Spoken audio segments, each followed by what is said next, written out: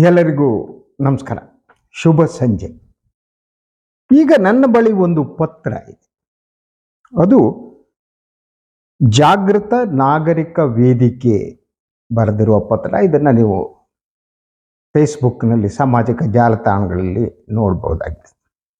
ಈ ಜಾಗೃತ ನಾಗರಿಕರು ಕರ್ನಾಟಕ ಏನಿದೆ, ಇವರಲ್ಲಿ ಸಾಹಿತಿಗಳು, ಚಿಂತಕರು, ಪ್ರತಿಷ್ಠಿತ ಜನ, ಬರಹಗಾರರು ಇದ್ದಾರೆ. ಡಾಕ್ಟರ್ ಕೆ ಮರುಳಸಿದ್ದಪ್ಪನವರಿದ್ದಾರೆ, ಬಿ ಶ್ರೀಪಾದ ಭಟ್ಟರಿದ್ದಾರೆ, ಸುರೇಂದ್ರ ರಾವ್ ಇದ್ದಾರೆ, ಬಂಜಗೆರೆ ಜಯಪ್ರಕಾಶ್ ಇದ್ದಾರೆ, ವಸುಂಧರ ಭೂಪತಿಯವರಿದ್ದಾರೆ, ಡಾಕ್ಟರ್ ವಿಜಯಮ್ಮ ಇದ್ದಾರೆ, ಎಸ್ ಟಿ ಸಿದ್ದರಾಮಯ್ಯನವರಿದ್ದಾರೆ. ಹೀಗೆ ಸೊ ಈ ಪತ್ರವ ಏನು ಹೇಳುತ್ತೆ, ಇದೇನು ಇದನ್ನು ನೋಡಿಬಿಟ್ಟು ಇದನ್ನು ನಾನು ಓದಿ ಹೇಳ್ಬಿಟ್ಟು ಡಿಸ್ಕಸ್. ಪ್ರಜಾಪ್ರಭುತ್ವದಲ್ಲಿ ಪ್ರತಿಭಟನೆ ಜನರ ಹಕ್ಕು. ಆದರೆ ಕರ್ನಾಟಕದಲ್ಲಿ ಪ್ರತಿಭಟನೆ ಇರಲಿ, ಸಭಾಂಗಣಗಳ ಒಳಗೆ ಸಭೆ ನಡೆಸುವುದಕ್ಕೂ ಪೊಲೀಸರು ನಿಷೇಧ ಹೊರಡಿಸುತ್ತಿರುವುದು ಖಂಡನೀಯ. ಇಂತಹ ಘಟನೆಗಳು ನಡೀತಾ ಇವೆ. ಅಂದರೆ ಕರ್ನಾಟಕದಲ್ಲಿ ರಾಜ್ಯ ಪೊಲೀಸರಿದ್ದಾರೆ, ಅವರು ಪ್ರತಿಭಟನೆ ನಡೆಸೋದಕ್ಕೆ, ಸಭಾಂಗಣದ ಒಳಗಡೆ ಸಭೆ ನಡೆಸೋದಕ್ಕೂ ಕೂಡ ಅವರು ನಿಷೇಧವನ್ನು ಹೇರ್ತಾ ಇದ್ದಾರೆ ಪೊಲೀಸರು. ತನ್ನ ದಮನಕಾರಿ ನಡೆಗಳಿಗೆ ರಾಜ್ಯದ ಉಚ್ಚ ನ್ಯಾಯಾಲಯವನ್ನು ತಪ್ಪಾಗಿ ಉಲ್ಲೇಖಿಸಿ ಸಮರ್ಥನೆ ಕೊಟ್ಟುಕೊಳ್ಳುವ ಪೊಲೀಸ್ ಇಲಾಖೆ ಮಹಿಳೆಯರ ಮೇಲಿನ ದೌರ್ಜನ್ಯಗಳ ಪ್ರಕರಣಗಳಲ್ಲಿ ಮಾಡಿದ ನಿರ್ಲಕ್ಷ್ಯದಿಂದ, ತನಿಖಾಧಿಕಾರಿಗಳು ಮಾಡಿದ ತಪ್ಪಿನಿಂದ ನಿರಪರಾಧಿಯೊಬ್ಬ 12 ವರ್ಷ ಜೈಲಿನಲ್ಲಿ ಕೊಳೆಯುವ ಹಾಗಾಯಿತು. ಮತ್ತು ಸಾಕ್ಷಿ ಆಧಾರಗಳ ನಾಶದಿಂದ ನಿಜವಾದ ಅಪರಾಧಿಗಳು ತಪ್ಪಿಸಿಕೊಳ್ಳುವಂತಾದ ಸಂಗತಿಯನ್ನು CBI ಕೋರ್ಟ್ ಸೌಜನ್ಯ ಪ್ರಕರಣದಲ್ಲಿ ಎತ್ತಿ ತೋರಿಸಿದೆ. ಇಂತಹ ಅನ್ಯಾಯಗಳನ್ನು ಸರಿಪಡಿಸಲು ಪ್ರಜಾಪ್ರಭುತ್ವದ ನೆಲೆಯಲ್ಲಿ ಕೇಳಲು ಸಭೆ ಸೇರಲು ಅಡ್ಡಿಪಡಿಸುತ್ತಿರುವುದು ಸರಿಯಾದ ನಡೆಯಲ್ಲ. ಇದನ್ನು ಜಾಗೃತ ನಾಗರಿಕ ಕರ್ನಾಟಕ ವೇದಿಕೆ ತೀವ್ರವಾಗಿ ಖಂಡಿಸುತ್ತದೆ. ಪ್ರತಿಭಟನೆಯ ಒತ್ತಟ್ಟಿಗಿರಲಿ, ಸಮಾಲೋಚನೆಗೂ ಅವಕಾಶ ಕೊಡದ ಪೊಲೀಸರ ನಡೆಯನ್ನು ಗೃಹ ಇಲಾಖೆ ಮತ್ತು ಸರ್ಕಾರ ಗಂಭೀರವಾಗಿ ಪರಿಗಣಿಸಿ ಸೂಕ್ತ ಕ್ರಮ ಕೈಗೊಳ್ಳಬೇಕು. ರಾಜ್ಯದಲ್ಲಿ ಶಾಂತಿ ಸುವ್ಯವಸ್ಥೆ ಕಾಪಾಡುವುದೆಂದರೆ ಜನರ ಪ್ರಾಥಮಿಕ ಹಕ್ಕುಗಳನ್ನು ದಮನ ಮಾಡುವುದಲ್ಲ ಎಂದು ಇಲಾಖೆಯ ಮುಖ್ಯಸ್ಥರಿಗೆ ಅರ್ಥ ಮಾಡಿಸಬೇಕೆಂದು ಆಗ್ರಹಿಸುತ್ತೇವೆ. ಬಹಳ ಮುಖ್ಯವಾದ ಕೆಲವು ಪ್ರಶ್ನೆಗಳನ್ನು ಇಲ್ಲಿ ಎತ್ತಲಾಗಿದೆ. ಒಂದು, ಈ ಸರ್ಕಾರ ಏನಿದೆ, ಈ ಸರ್ಕಾರವು ಕೂಡ ಜನರ ಪ್ರತಿಭಟನೆಯ ಹಕ್ಕನ್ನು ಕಸಿದುಕೊಳ್ತಿದೆಯಾ, ಅಥವಾ ಈ ಸರ್ಕಾರ ಯಾರೊದ್ದೋ ಕೈಗೊಂಬೆಯಾಗಿ ಕೆಲಸ ಮಾಡ್ತಿದೆಯಾ, ಯಾರಿಗೋ ಹೆದರಿ ಕೆಲಸ ಮಾಡ್ತಿದೆಯಾ, ಅಥವಾ ಅವರಿಗೆ ತನ್ನನ್ನು ಸಂಪೂರ್ಣವಾಗಿ ಮಾರಾಟ ಮಾಡ್ಕೊಂಡಿದೆಯಾ, ಅವರೆದುರು ಬೆತ್ತಲಾಗಿದ್ದಾರಾ? ಮುಖ್ಯಮಂತ್ರಿಗಳು ಮತ್ತು ಉಪಮುಖ್ಯಮಂತ್ರಿಗಳು ಅವರ ಕಾಲಿಗೆ ಬಿದ್ದು ಆಶೀರ್ವಾದ ಪಡೆಯುವವರು ಅವರನ್ನ ರಕ್ಷಿಸುವ ಭರವಸೆಯನ್ನು ಕೂಡ ಅವರಿಗೆ ಕೊಟ್ಟಿದ್ದಾರೆ. ಅವರಿಗೆ ಹೀಗೆ ಹಲವು ಪ್ರಶ್ನೆಗಳಿವೆ. ಅದರ ಜೊತೆಗೆ ಸಾಧಾರಣವಾಗಿ ಯಾವುದೇ ಸರ್ಕಾರ ಇರಲಿ, ಆ ಸರ್ಕಾರ ಅಧಿಕಾರಕ್ಕೆ ಬಂದ ಕ್ಷಣ ಬ್ಯೂರೋಕ್ರಸಿ ಅವರನ್ನು ನಿಯಂತ್ರಿಸ್ತಾ ಇರುತ್ತೆ.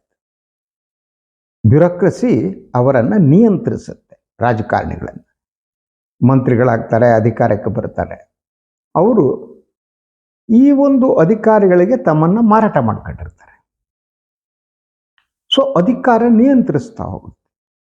ತಾವು ಅಧಿಕಾರದಲ್ಲಿ ಕಾಯಮಾಗಿ ಉಳಿತೀವಿ ಅಂತ ನಂಬಿಕೊಂಡು ಪೊಲೀಸ್ ಇಲಾಖೆಗೆ ಅಗತ್ಯಕ್ಕಿಂತ ಹೆಚ್ಚಿನ ಅಧಿಕಾರವನ್ನು ಪೊಲೀಸರನ್ನ ಬಳಸಿಕೊಳ್ಳಲಾಗುತ್ತೆ. ತಮಗೆ ಬೇಕಾದಾಗೆ, ತಮ್ಗೆ ಹೇಗೆ ಬೇಕೋ ಹಾಗೆ ಪೊಲೀಸರನ್ನ ಬಳಸಿಕೊಳ್ಳುವುದು. ಸೊ ಒಂದು ರೀತಿಯಲ್ಲಿ ಪೊಲೀಸ್ ರಾಜ್ಯ ಇದು ಯಾವುದೇ ಒಂದು ರಾಜಕೀಯ ಪಕ್ಷಕ್ಕೆ ಸೀಮಿತ ಆಗಿದೆ ಅಂತ ನಾನು ಅಂದ್ಕೊಂಡಿಲ್ಲ. ನನ್ನ ವೃತ್ತಿಯಲ್ಲಿ ನಾನು ನೋಡಿದ ಹಾಗೆ ಪೊಲೀಸ್ ಇಲಾಖೆಯನ್ನು ಏನಿದೆ ಅದಕ್ಕೆ ಎಲ್ಲ ಅವರನ್ನು ಬಳಸಿಕೊಂಡು ತಮಗಾಗದವರನ್ನು ದಮನ ಮಾಡುವುದಕ್ಕೆ ಹೊರಡುವಂಥದ್ದು. ಈಗ ಅಂಥದ್ದೇ ನಡೀತಾ ಇದೆ ಅನ್ನುವ ಅನುಮಾನ ಬರ್ತಾ ಇದೆ ಈ ಸರ್ಕಾರದಲ್ಲೂ ಕೂಡ. ಸಿದ್ದರಾಮಯ್ಯನವರ ಸರ್ಕಾರದಲ್ಲೂ ಕೂಡ ಈ ರೀತಿ ಪ್ರತಿಭಟನೆಯ ಹಕ್ಕನ್ನು ಕಸಿದುಕೊಳ್ಳೋದೇನಿದೆ. ಸೊ ಆಯ್ತು, ನೀವೆಲ್ಲ ಸಮಾಲೋಚನಾ ಸಭೆ ನಡೆಸ್ತೀವಿ ಅಂದ್ರು ಅದನ್ನೂ ನಡೆಸಬೇಡಿ ಅಂತ ಪೊಲೀಸರು ಬಂದು, ಪೊಲೀಸರಿಗೆ ಕರ್ನಾಟಕ ಮಾರಾಟ ಆಗಿ ಹೋಗ್ಬಿಟ್ಟಿದೆ. ಇವರಿಗೆ ಸಂಪೂರ್ಣ ಕರ್ನಾಟಕವನ್ನು ಖರೀದಿ ಮಾಡಿಬಿಟ್ಟಿದ್ದಾರೆ ಅವರು. ನಾಗರಿಕ ಹಕ್ಕುಗಳನ್ನು ದಮನ ಮಾಡುವ ಅಧಿಕಾರವನ್ನು ಅವರಿಗೆ ಕೊಟ್ಟವ್ರು ಯಾರು? ಎಲ್ಲೋ ಸಮಾಲೋಚನಾ ಸಭೆ ನಡೆಸ್ತಾರಪ್ಪ. ಮಹಿಳೆಯರ ಮೇಲಿನ ದೌರ್ಜನ್ಯ ಈ ರಾಜ್ಯದಲ್ಲಿ ಹೆಚ್ಚುತ್ತಾ ಇದೆ. ರಾಜ್ಯದಲ್ಲಿ ಮಾತ್ರ ಅಲ್ಲ, ದೇಶದಲ್ಲೇ ಹೆಚ್ಚುತ್ತಾ ಇದೆ. ಸೊ ಇಂಥ ಸಂದರ್ಭದಲ್ಲಿ ಅದನ್ನು ಪ್ರತಿಭಟಿಸುವ ಒಂದು ಹಕ್ಕು ಕೂಡ ಸಾಮಾನ್ಯ ನಾಗರಿಕರಿಗೆ ಇಲ್ಲ ಅಂತ ಅಂದರೆ ಅಲ್ಲಿರುವ ಸರ್ಕಾರವನ್ನು ನಾವು ಏನಂತ ಕರಿಬೇಕು? ಮಾರಾಟವಾದ ಸರ್ಕಾರ ಅಂತ ಕಲಿ ನಮ್ಮನೆ, ಮಾರಾಟವಾದ ಜನಪ್ರತಿನಿಧಿಗಳು ಅಂತ ಹೇಳೋಣ, ಮಾರಾಟವಾದ ಮುಖ್ಯಮಂತ್ರಿಗಳು, ಮಾರಾಟವಾದ ಉಪಮುಖ್ಯಮಂತ್ರಿಗಳು ಅಂತ ಹೇಳೋಣ. ಏನು ಹೇಳಬೇಕು ನಾವು? ಯಾವ ವಿಶೇಷಣವನ್ನು ಬಳಸಿದರೂ ಕೂಡ ಕಡಿಮೆ. ಸಾಧಾರಣವಾಗಿ ಸಮಾಜದ ಒಂದು ಆತ್ಮ ಅನ್ನೋದಿದೆಯಲ್ಲ, ಅದು ಪ್ರತಿಭಟನೆ ಮತ್ತು ಹೋರಾಟ. ಜನ ಧ್ವನಿ ಎತ್ತಿದಾಗ ಮಾತ್ರ ಆರೋಗ್ಯಪೂರ್ಣವಾದ ಸಮಾಜ ಇರೋಕೆ ಸಾಧ್ಯ. ದೌರ್ಜನ್ಯಗಳ ಎದುರು ಧ್ವನಿ ಸದಾ ಎತ್ತತಾನೆ ಇರಬೇಕು. ಯಾವ ಸಮಾಜದಲ್ಲಿ ಹೋರಾಟ ಸತ್ತೋಗ್ಬಿಡುತ್ತೋ ಎಲ್ಲವೂ ಸತ್ತಂತೆ.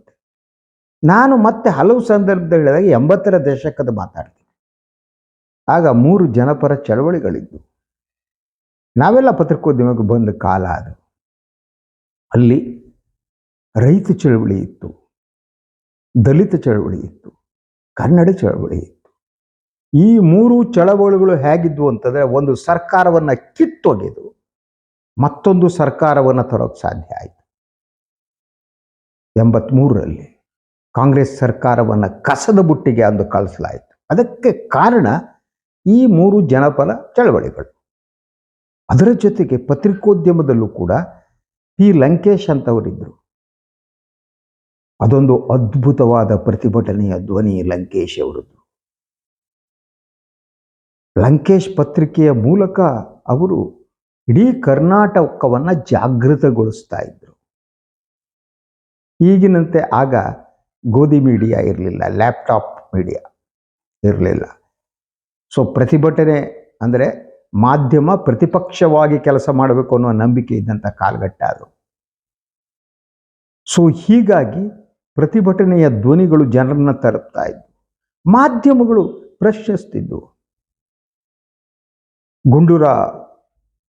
ಗುಂಡೂರಾವ್ ಅವರು ನರಗುಂದದಲ್ಲಿ ರೈತ ಚಳವಳಿ ನಡೆದು ಅವರ ಮೇಲೆ ನಿರ್ದಯವಾಗಿ ಗುಂಡು ಹಾರಿಸಿದಾಗ ಬಾದಾಮಿ ಹೌಸ್ನಲ್ಲಿ ಗುಂಡೂರಾಯರು ನೃತ್ಯವನ್ನು ನೋಡ್ತಾ ಇದ್ರು. ಇದು ಮಾಧ್ಯಮಗಳಿಂದ ತೀವ್ರ ರೂಪದ ಟೀಕೆಗೆ ಕಾರಣ ಆಯಿತು. ಹಾಗೆಯೇ ಪತ್ರಕರ್ತರು ಸಮುದ್ರಕ್ಕೆ ಬೀಳಿ ಅಂತ ಹೇಳಿದರು. ಪ್ರತಿಭಟನೆಗಳು ನಡೆದು ಜನಪರ ಚಳವಳಿ ಜೊತೆಗೆ ಮಾಧ್ಯಮ ಸೇರಿ ಒಂದು ಸರ್ಕಾರವನ್ನೇ ಬದಲಾಯಿಸಿ 83ರಲ್ಲಿ ಕಾಂಗ್ರೆಸ್ಸೇತರ ಜನಪರ ಒಂದು ಸರ್ಕಾರ ಬಂತು.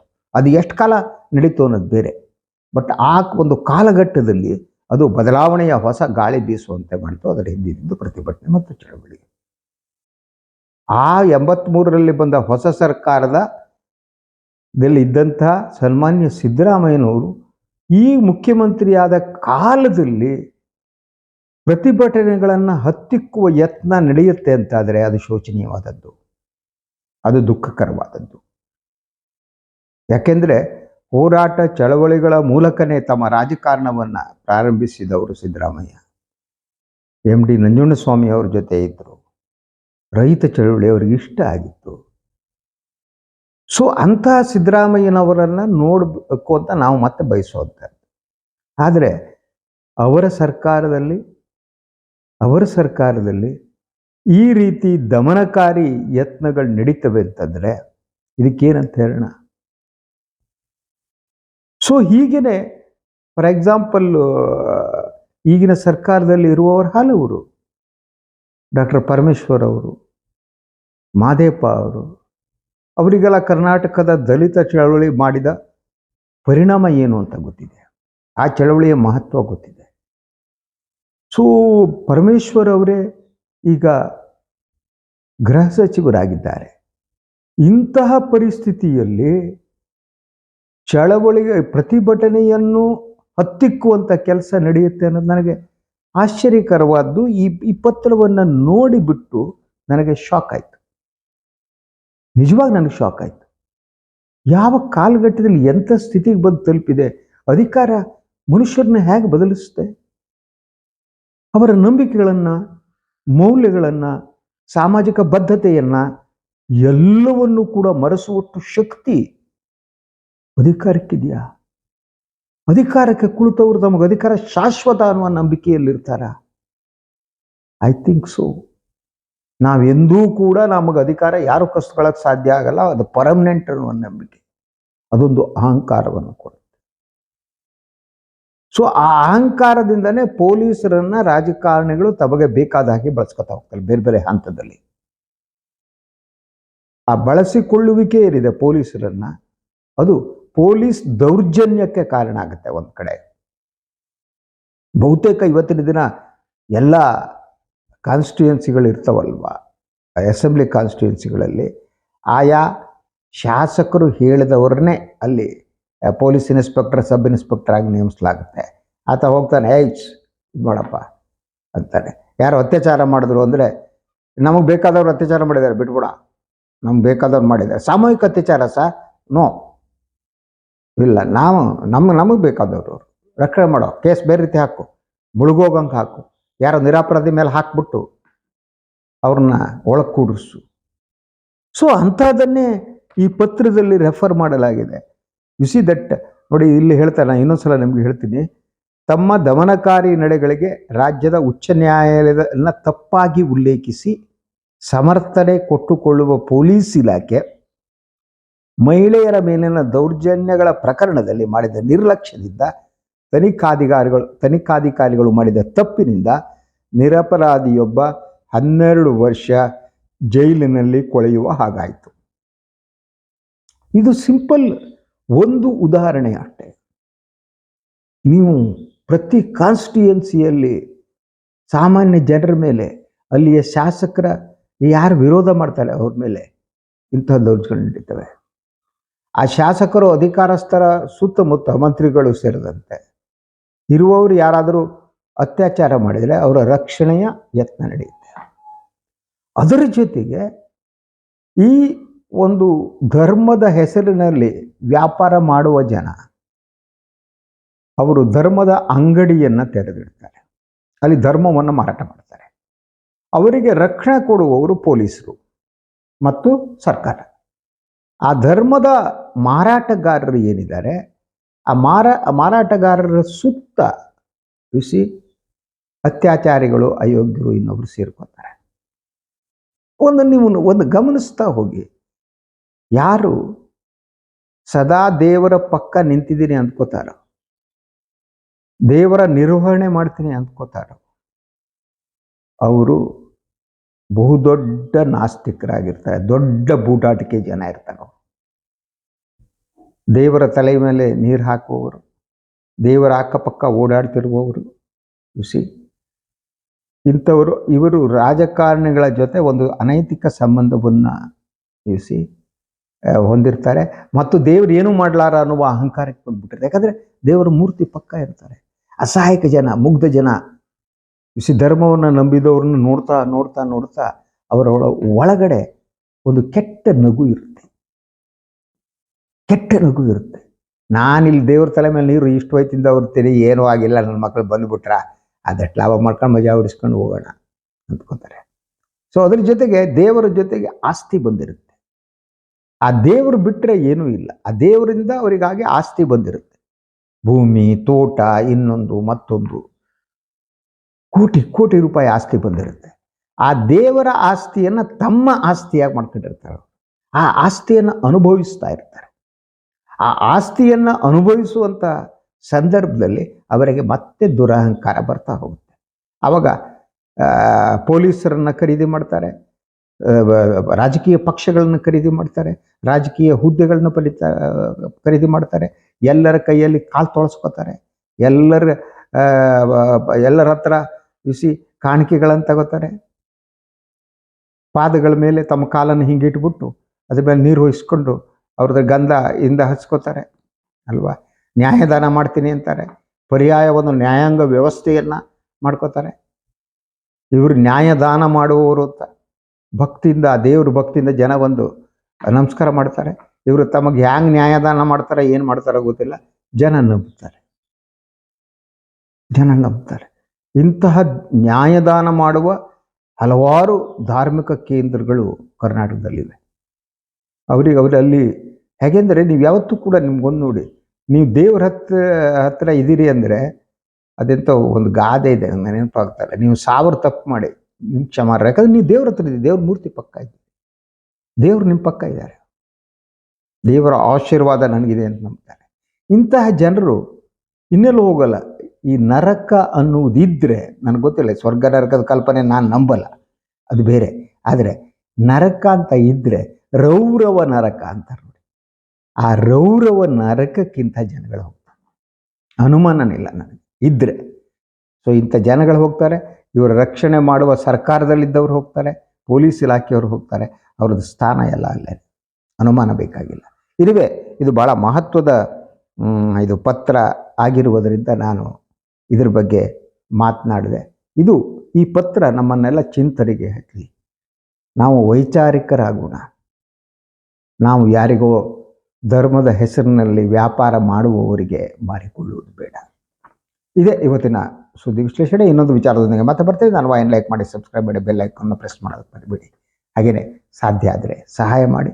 ಸ್ವತಂತ್ರ ಪತ್ರಿಕೋದ್ಯಮಕ್ಕೆ ತಮ್ಮ ಕೃಪಾಶೀರ್ವಾದ, ಬೆಂಬಲ ಸದಾ ಇರಲಿ. ಎಲ್ಲರಿಗೂ ನಮಸ್ಕಾರ.